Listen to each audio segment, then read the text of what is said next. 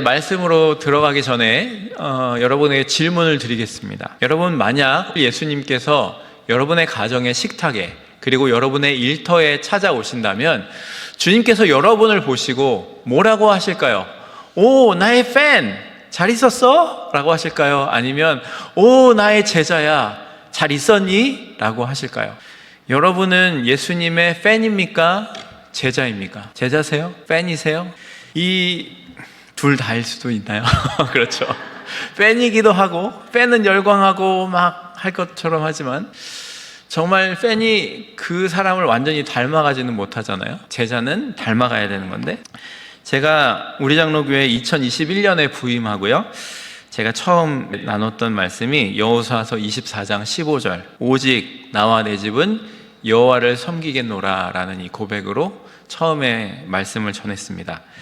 이 고백은요, 단순히 구약의 어떤 한 사람의 외침이 아니고요, 창세기 18장에서 아브라함을 부르신 그 목적이었고요, 그리고 신명기 6장에서 모세가 피를 토하듯 이스라엘 백성에게 가르쳤던 쉐마의 명령이었습니다. 하나님께서 꿈꾸셨던 디자인은 바로 믿음의 가정을 통해 하나님의 나라가 흘러가는 것이었다는 겁니다. 그런데 성경의 역사를 보면 참 아픈 현실이 있습니다. 여호수아가 죽고 난 뒤에 사사기 2장, 여호수아 다음 성경 사사기잖아요. 사사기 2장 10절에 보면 충격적인 기록이 나옵니다. 같이 읽겠습니다. 다 조상들에게로 돌아갔고 그 후에 일어난 다른 세대는 여호와를 알지 못하며 여호와께서 이스라엘을 위하여 행하신 일도 알지 못하였더라. 여러분, 이스라엘의 그 세대의 사람도 다 그 조상들에게 갔고, 그러니까 여호수아와 또 하나님을 알던 사람들이 다 죽었다는 거예요. 그리고 나서 그 후에 일어난 다른 세대는 여호와를 알지 못했다라는 거예요. 여기서 중요한 단어가 뭐예요? 다른 세대예요. 여러분, 우리는 우리 다음에 있는 세대를 뭐라 그래요? 다음 세대, next generation이라 그러잖아요. 근데 여기서 뭐라고 표현해요? 다른 세대라고 얘기해요. 충격적인 단어 아닙니까? 우리의 다음 세대인데 나의 세대, 나의 다음 세대 next generation이 아니고요, another generation이라고 얘기해요. 다른 세대라는 거예요. 이스라엘의 다음 세대가 되어야 될 그 자녀들이 하나님을 모르는 다른 세대가 되었다는 거예요. 얼마나 충격적인 말씀입니까? 한 세대가 지나고 나서 그 세대가 끝나자마자 그 다음 세대가 되어야 될 사람들이 다른 세대가 되었다는 거예요. 왜일까요? 사람의 결단으로는요, 그 가정을 하나님의 가정으로 지킬 수가 없기 때문에 그래요. 율법이라는 돌판을 새겨놓고 이스라엘 사람들이 보는 앞에서 23장, 24장에 보면 여호수아가 많은 사람들을, 백성을 세워놓고 돌을 새겨서 여기다 세우고 이게 표징이다, 하나님께서 너희를 이렇게 하셨다, 스토리텔링으로 쫙 얘기해 주셨잖아요. 그리고 그 돌에 세워놨잖아요. 그런데요, 그 돌판은 사라지기, 깨지기 쉬웠고요, 부모가 너 예수님 믿어야 돼 라는 말은 그냥 잔소리가 되어서 우리 자녀들은 하나님을 알지 못하는 다른 세대가 되어버렸다는 거예요. 그래서요, 그 다음 세대들은, 다른 세대들은 어떻게 되냐면요, 결국에는 하나님 없는 듯이 살아가다가 어떤 지도자가 나오면 잠깐 하나님 믿는 듯 하다가 또 쓰러지고, 그런 것을 반복하다가 결국에는 나라가, 약속의 땅에서 나라가 갈라지고 포로가 되고 나라가 망하고 뿔뿔이 흩어지고 암흑의 세대가 오게 됩니다. 그 가운데 예수님께서 오셨습니다. 그동안에 하나님께서는요, 많은 선지자들을 통해서 예수님이 오실 것을 예언하셨고요, 그 예수님께서 오셔서 우리의 힘으로는 불가능한 그 회복을 위해 십자가를 지시고 죽으셨습니다. 그리고 부활하신 주님께서 본문을 통해서 그 실패한 구약의 역사를 뒤집고 진정한 승리로 나아가는 유일한 길을 우리에게 명령하고 계십니다. 주님의 제자가 되는 교회, 너희는 가서 모든 민족을 제자로 삼아, 우리 믿는 가정들이 제자가 되어 제자를 삼는 일을 해야 된다는 것을 말하고 있습니다. 그러니까요, 이 지상 명령은요, 단순히 선교지로 떠나라는 구호가 아니에요. 그거를 그렇게 생각하면 안 돼요. 이 명령은요, 무너진 우리의 가정과 삶을 일으켜 세우는 가장 강력한 회복의 원리이고요, 이 가정들이 일어나서 이 오이코스들이 일어나서 함께 그 사역을 감당해야 됨을 우리에게 가르치고 있는 말씀인 겁니다. 그러니까 주님의 제자가 되는 거는요, 선택사항이 아니고요, 다른 세대를 만드는 것이 아니라 넥스트 제너레이션을 만들 수 있는 유일한, 우리와 우리 자녀가 살기 위한 유일한 길이라는 것을 오늘 성경은 우리에게 이야기하고 있는 겁니다. 그래서 세 가지로 나눠볼 텐데요. 제자 삼음의 명령을 보시면은 가라 그리고 제자 삼으라 라고 말씀하는데 19절에 보시면은요, 그러므로 너희는 가서 모든 민족을 제자로 삼아라 라고 말씀합니다. 여기서 우리가 주목해야 될 동사는요, 제자로 삼아입니다. 제자로 삼으라. 헬라어 문법적으로 보면은요, 나머지 다른 동사들이 있어요. 가서 세례를 베풀고 가르쳐 지키게 하라. 이거는 다 분사 형태로 돼 있어요. 파티시플이에요. 그런데 나머지 진짜 이 문장의 주 동사는 뭐냐면 딱 하나라는 거예요. 제자로 삼아라는 거예요. 제자를 삼는 것이 주 동사고요, 이 주 동사를 통해서 나머지가 일어나야 된다는 거죠. 그러니까 이거는요, 이 지상 명령은요, 너희가 제자가 되면 좋겠다라는 말씀이 아니고요, 하늘과 땅의 모든 권세를 가진 예수님께서 우리에게 명령을 하고 있는 겁니다. 너희는 제자가 되고 제자를 삼아야 된다는 것을 명하고 있는 말씀이라는 거예요. 여러분, 여호수아의 감동적인 그 고별 설교, 여호수아 23장 24장에 나오는 그 고별 설교가 모든 사람들이, 이스라엘 그 당시 사람들이 우리도 여호와 섬기겠습니다 라고 작정했잖아요. 고백했지만 바로 다음 성경엔 사사기 2장에 가서 다른 세대, another generation이 태어난 것을, 그 구약의 실패를 우리가 기억해야 됩니다. 그들은요, 율법을 전수하려고 했지만 삶의 제자를, 삶으로 보여주는 제자를 길러내지 못했다는 거예요. 왜? 율법만 지키려고 하고 자기가 제자가 되지 못했기 때문에. 그래서 제자를 길러내지 못했다는 거예요. 제자는요, 단순히 지식을 배우는 사람이 아닙니다. 제자는 스승의 인격과 삶을 그대로 배워서 살아내는 사람이 제자인 거예요. 우리 모습을 한번 돌아보면 좋겠습니다. 우리는 교회 안에서 다 훌륭한 교인입니다. 주일 예배 열심히 참석하고요, 새벽 기도도 오시고요, 수요 예배도 오시고요, 금요 기도회도 하시고, 여러분 나름대로 열심으로 많은 시간을 또 결단을 하시고 이 자리에 올 겁니다. 주일 예배 참석하시고요, 봉사도 열심히 하시고요, 구제도 하실 겁니다. 그런데 우리 가정에서는 어떤가요? 교회에서는 열심히 봉사하지만 집에 가서는 남편이나 아내나 우리 자녀들에게 화를 자주 내고 세상적인 성공만 강요하고 있지는 않습니까? 내가 정말 우리 가정과 자녀에게 구하는 거는 하나님의 제자가 되는 가정이 아니라 그 다른 어떤 것만 구하고 요구하고 있지 않는가 하는 겁니다. 그런 우리에게 어느 날 우리 자녀가 아빠 엄마가 믿는 하나님은 교회만 계신 분이셔? 라고 물어볼 수도 있습니다. 아니면 이미 그 아이들은 속으론 그런 생각을 너무나 많이 하고 있을지도 모릅니다. 그래서 일어나는 일이 뭔지 아세요? Silence Exodus. 자녀들이 고등학교를 졸업하고 대학에 가면서 하나님을 떠나는 겁니다. 부모의 이중적인 신앙인의 모습이 보기 좋지 않아서 하나님 믿는 교회에서 서로 다투고 싸우고, 집에 와서는 그 사람 욕하고, 자녀에게 요구하는 거는 세상적인 가치관만 주입하고. 우리는 할 말이 있을까요?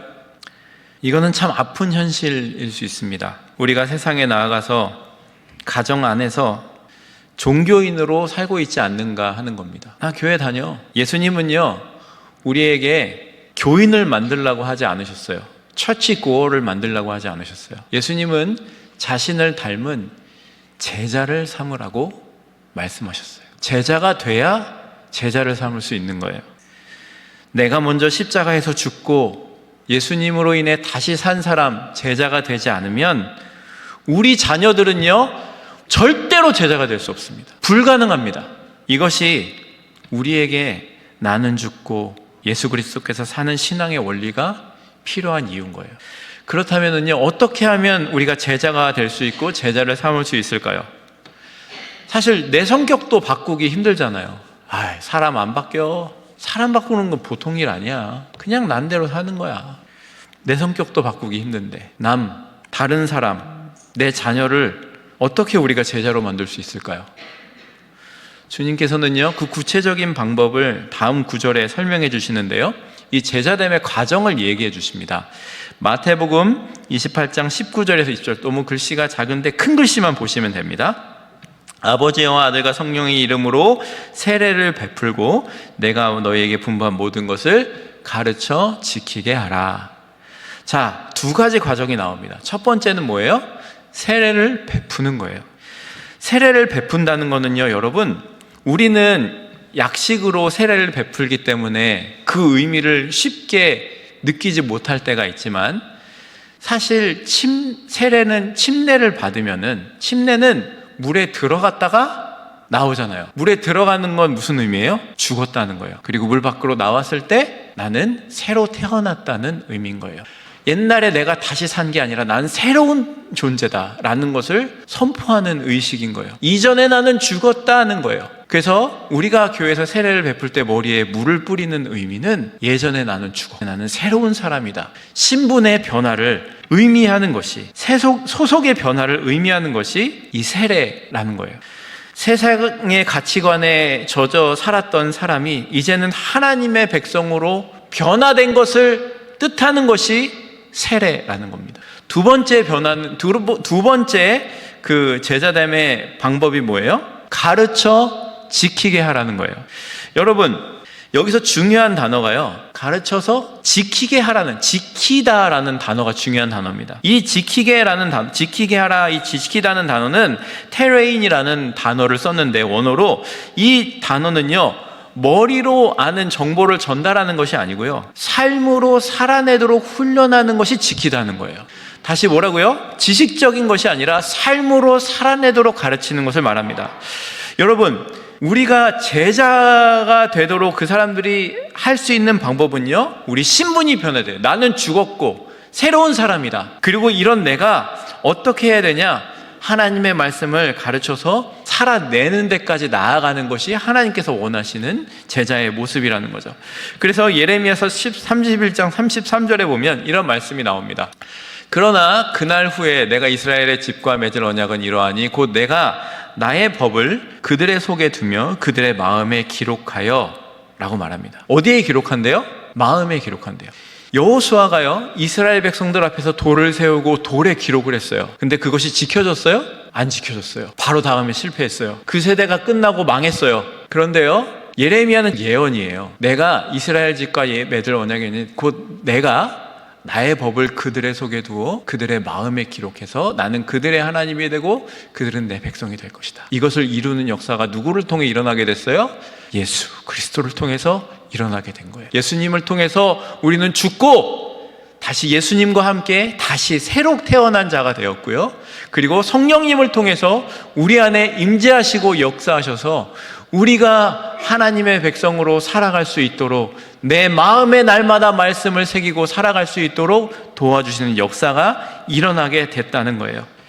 성령님께서 우리 마음에 직접 새기시는 은혜를 주셨다는 거예요. 그러니까요, 제자 훈련은요, 지식을 쌓는 어떤 대학 입시 공부가 아니에요. 제가 하가를 여러분에게 막 달달 외우고 몇 장 몇 절이라고 외우라고 하지 않잖아요. 왜 자꾸 이거 하라고 하시는지 아세요? 힘들 때 그 말씀이 딱 떠오르라고. 그거면 되는 거예요. 그래서 그 말씀이 내 삶에 박혀 있어서 살아내면 되라고. 그래서 한 주에 하나라도 읽어서 그것이 여러분의 마음에 새겨지고 성령님께서 그 말씀을 통해 역사하시도록 하는 거예요. 제자 훈련은요, 지식을 쌓는 공부가 아니에요. 외운다고 되는 게 아니고요, 그것이 내 삶의 손과 발이 되게 하는 삶의 훈련이 제자 훈련인 거라는 거예요. 우리가 삶에서 어떻게 살아가야 될까요? 부담되시죠? 직장의 생활을 예로 들어보겠습니다. 우리가 일터에서 내가 그리스도인임을 드러내는 방법이 뭐가 있을까요? 얘기해 보세요. 내가 그리스도임을 직장에서 드러내는 방법. 1번, 기도를 오래 한다. 식사 기도를 오래 한다. 그래서 누구도 저 사람이 기도하는 거 보니까 뭐 그리스도인인가 보다라고 알게 한다. 뭐 2번도 다 비슷한 거예요. 우리가 기도하는 거, 그것도 물론 귀하죠. 하지만 진짜 제자의 모습은요, 오늘 말씀에서 나오는 거예요. 새로운 존재가 돼서 가르쳐 지키게 하는 사람이 되는 거예요. 이 지키게 하는 삶에서 진짜 제자가 나온다는 거죠. 남들은 다 적당히 타협하고 부정직한 방법으로 실적을 올리려고 할 때 나는 예수님의 제자이기 때문에 정직을 선택하겠습니다 라고 결단하며 손해를 감수하는 것, 부당한 대우를 하는 상사를 뒤에서 욕하는 대신에 그를 위해 불쌍히 여기고 기도하며 축복하는 의 말을 심는 것, 남들은 다 이것이 옳다고 쉬운 방향과 잘못된 길로 간다고 할지라도 나는 이것이 하나님 안에서 바르지 않는 것 같아. 묵상한 말씀 생각하니까 이거는 내가 할 방향이 아닌 것 같아 라고 생각하면서 그것들을 포기할 수 있는 마음, 이것이 제자의 모습인 겁니다. 이런 것들이 말씀이 삶이 되는 과정이 되는 겁니다. 그래야 제자가 되는 거예요. 그래서 우리가 큐티 하는 거예요. 제가 작년에 1년 동안 큐티 본문에 맞춰서 설교했잖아요. 얼마나 힘든지 아세요? 근데 왜 했냐면요, 말씀에 여러분이 따라서 살아가시도록 도우려고 한 거예요. 여러분, 말씀이 삶이 되어야 제자가 되는 거예요. 아무리 많이 읽으면 뭐예요? 성경을 10독하고 100독을 하면 뭐예요? 그게 내 삶 속에서 행해지지 않으면 안 된다는 거예요. 가정에서도 마찬가지예요. 자녀가 성적이 떨어졌을 때 너 커서 뭐가 되려고 이런 성적을 받아왔어? 뭐 어떻게 할 거야? 뭐 할 거야? 뭐 하고 살라 그래? 생각이 있어 없어? 그렇게 하면 안 되겠죠. 하나님 우리 아들한테 주신, 우리 딸한테 주신 탤런트가 뭘까? 우리 함께 기도해 보자. 하나님, 우리에게 원하시는 것이 무엇입니까? 엄마도 아빠도 아직도 고민한다? 하나님, 제가 어떻게 살아가야 되겠습니까? 저에게 주신 탤런트가 무엇입니까? 어떻게 제가 살까요? 라고 매일 고민하고 있단다? 함께 같이 기도하자 라면서 함께 무릎 꿇는 부모, 그게 제자가 되는 부모죠. 이것이요, 가르쳐 지키게 하는 살아있는 제자 훈련입니다. 그래야 나도 제자가 되고 우리 자녀도 제자가 되는 겁니다. 억지로 교육시키는 교육이 아니라 부모의 뒷모습을 보고 배우는 제자도의 모습입니다. 하지만 우리가 이렇게 살려면은요, 좀 두렵지 않으세요? 목사님 세상 물정 모르는 소리 하지 마세요. 그러다 살가는요, 코 베어가고 귀 베어가고 아무것도 안 남아요. 세상의 흐름을 거스르면서 제자로 사는 것, 정직하게 손해보며 사는 것, 가정에서부터 거룩을 지키는 것, 얼마나 힘듭니까? 우리의 의지는 약하고요, 세상의 유혹은 점점 더 강해가잖아요. 그래서 주님은요, 우리에게 집만 주어주시지 않았어요. 이 지상 명령에요, 놀라운 약속이 있습니다. 20절 마지막 부분 읽겠습니다. 보라색 글씨만 읽으세요. 내가 세상 끝날까지 너희와 항상 함께 있으리라. 아멘. 여러분, 이 약속은요, 제자도의 핵심이고 결론입니다. 나는 누구예요? 예수님이고요, 그리고 하나님이시기도 해요. 스스로 있는 자이신 우리 하나님께서, 그리고 우리 예수님께서 말씀하시는 거예요. 내가 세상 끝날까지 너희와 항상 함께다. 세상 끝날까지는요, 모든 날들 동안, 원어로 보면은요, 파사스타스 헤메라스라는 단어를 쓰고 있는데요, 이게요, 항상 그 날들에, 항상 그 모든 날들에, 그러니까 그 모든 날들 가운데, all the days, 모든 날들 가운데 우리와 함께 하시겠다고 약속하고 계시는 거예요.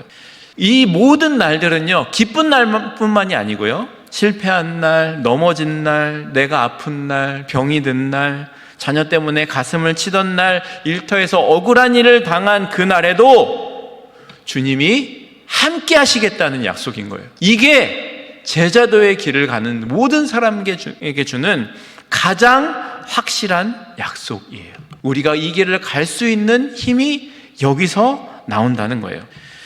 그리고 이것이 우리가 붙들어야 되는 갈라디아서 2장 20절의 완성이에요. 보세요. 내가 세상 끝날까지 너희와 어떻게 한다고요? 항상 함께 있는다 그랬잖아요. 이 항상 함께 있는 게 어떻게 이루어지게 된 것이냐면, 갈라디아서 2장 20절에 뭐예요? 내가 그리스도와 함께 십자가에 못 박혔나니, 못 박혔으니까 죽었죠.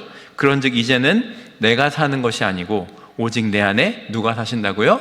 그리스도께서 사시는 것이라. 아멘. 주님께서 우리와 내 안에 사셔서 나와 함께 항상 사시겠다는 그 약속, 이것이 나는 죽고 그리스도와 함께 사는 삶, 이것이 거듭난 그리스도인의 삶이고요. 제자의 길은 그러니까요, 내 힘으로 악쓰고 악하면서 그 길을 가는 게 제자의 길이, 고행의 길이 아니에요. 제자의 길은요, 내 안에 계신 주님께서 나를 통해 사시도록 내어드리는 것, 주권을 내어드리는 것, 그게 제자의 길이라는 거예요. 여호수아에게 두려워하지 말라, 내가 너와 함께 하느니라 말씀하셨던 그 하나님께서 성령으로 우리 안에 함께 하시고 계심을 믿으시기 바랍니다. 여러분, 마라톤 경기를 한번 생각해 보십시오. 42.195km를 혼자 뛰려면은요, 너무나 고통스럽잖아요. 그런데 마라톤에 보니까요, 이 페이스메이커라는 사람들이 있어요. 이 페이스메이커는요, 옆에서 함께 뛰면서 호흡을 맞춰주고 막 뛰면서, 그래, 힘들 때마다 조금 더 힘내자, 저기 걸면은 조금 평지가 나와, 괜찮아, 할 수 있어 하면서 다 왔어 라고 격려해 준다면 끝까지 마라토너가 뛸 수 있다. 그래서 페이스메이커가 있대요. 그런데 이 페이스메이커는요, 뛰면서 바람이 불면은 바람도 막아주고요, 그리고 힘들다 그러면은 뭐 뒤에서 이렇게 서포트도 해주고요 하면서 이 주자가 결승선까지 갈 수 있도록 돕는 역할을 한다는 거예요. 여러분, 올 한 해 우리가 걸어가야 할 이 제자의 길은요, 혼자 걷는 길이 아닙니다. 우리 주님께서 우리의 최고의 페이스메이커가 되어주심을 믿으시기 바랍니다. 여러분 안에 이미 함께하고 계십니다. 그분께 여러분의 주권을 내어드리십시오. 말씀을 묵상하시고 그 말씀대로 하루하루 살려고 몸부림쳐 보십시오. 그냥 내가 몸부림치는 게 아니고요, 주님, 저를 통해서 어떻게 하길 원하세요? 제가 이 가운데 어떻게 하길 원하십니까? 오늘도 저와 함께 해주십시오 라고 날마다 기도하시면서 사시면 됩니다. 새벽에 눈을 떠서 주님, 제 힘으로 안 됩니다, 주님이 제 삶의 주인이 되어 주십시오 고백할 때 주님은 그 고백을 통해서 여러분의 삶에 일하기 시작하시고 말씀하시고 길을 열어가시고 인도해 주신다는 것을 믿으시기 바랍니다. 그러면은요, 여러분이 설거지를 하는 순간에도, 회사에서 복잡한 서류 더미 속에 있어도요, 주님은 그 가운데 임마누엘로 함께하고 계실 것입니다. 이 믿음이 있다면 우리는 세상이 감당하지 못할 제자가 될 수 있다는 것을 믿으시기 바랍니다. 말씀을 맺으면서 서두에 드렸던 질문을 다시 떠올려 봅니다. 여러분, 주님은 우리를 팬으로 부르셨습니까? 아니면 제자로 부르셨습니까? 제가 2021년도에 부임하고 나와 내 집은 여호와를 섬기겠노라는 목회의 그림으로 출발을 했습니다. 우리 힘으로는 참 부족했을 것인데요, 하나님께서 말씀으로 우리를 살려가시고 그리스도 안에서 자라게 하시고 또 우리에게 주신 비전, 너희에게 주신 비전으로 저희가 그것을 준비했고요, 본격적으로 성숙한 주님의 제자로 나아가는 교회가 되려고 합니다. 그래서 이게 그냥 단순히 교회 프로그램 하나 더 하자는 게 아니고요, 제자가 되는 거는요, 그리고 우리 가정이 사는 길이고, 우리가 사는 길이고, 우리 교회가 사는 길이고, 우리 다음 세대가 다른 세대가 아닌 믿음의 세대로 세워지는 유일한 대안이라는 것을 여러분이 꼭 기억하셨으면 좋겠습니다. 그래서 올 한 해도요, 이 거룩한 부르심에 동참하시기 바랍니다. 두려워하지 마시고요, 세상 끝날까지 함께 계시겠다는 주님의 약속이 우리의 뒤를 든든히 받치고 있다는 것을 기억하시면서 이 제자의 길 함께 걸어가시는 여러분이 되셨으면 좋겠고요, 여러분의 가정이 주님의 참된 제자로 거듭나서 세상을 치유하고 회복시키는 그런 영광스러운 통로가 되기를 주님의 이름으로 축원합니다.